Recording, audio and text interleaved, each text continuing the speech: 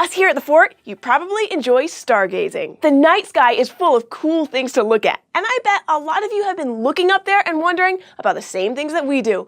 We've gotten some really interesting questions from kids like you about what you see up there. 8-year-old Alice from New Zealand has been doing some sky watching, and she recently emailed to ask us, what are stars and how do they work? Let me just say, that's a stellar question. If you look up at the night sky, all the stars that you see might look pretty similar, but don't let your eyes fool you. All of those stars have some important things in common, but they're also all different. They can be different colors like white, yellow, red, and blue. They can also be different sizes, from about the size of a planet to something many, many times bigger than the sun. But before we meet some of these extreme stars, let's figure something out first. What exactly is a star? Stars are just really huge balls of hot gas in space. And deep in their centers, all stars are constantly generating an enormous amount of energy. This energy eventually travels out from the center of the star, where it's given off as heat and light. That's what gives stars their glow. So, keeping in mind that all stars are giant balls of gas that come in all kinds of sizes and colors,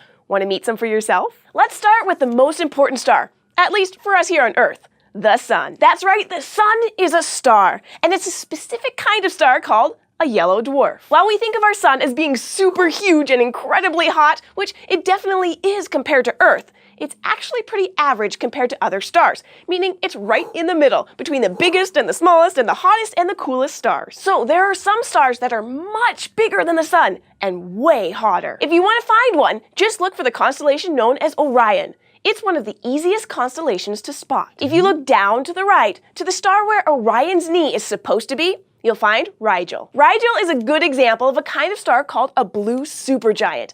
As you can guess from its name, it's blue instead of yellow, and it's enormous. Rigel is more than twice as hot as the sun, and is also more than 70 times bigger. If you could put the sun next to Rigel, our big old sun would look like a tiny speck. And in addition to all of the huge hot stars in the sky, there are plenty of smaller, cooler ones too. The smallest and coolest stars in space tend to glow with a dim red color, and the sun is more than twice as hot as most of them. A good example of this kind of star is right next door, at least in terms of space. Proxima Centauri is the nearest star to our sun, and it's a kind called a red dwarf. It's in the constellation Centaurus in the southern sky, but even though it's closer to the sun than any other star, it's so small that you can't even see it from Earth without a telescope. How small is it? Well, you could fit 7 Proxima Centauris inside the sun, from end to end. So while you're stargazing on the next clear night, keep in mind that the stars might look pretty much the same, but now you know they come in different colors and sizes,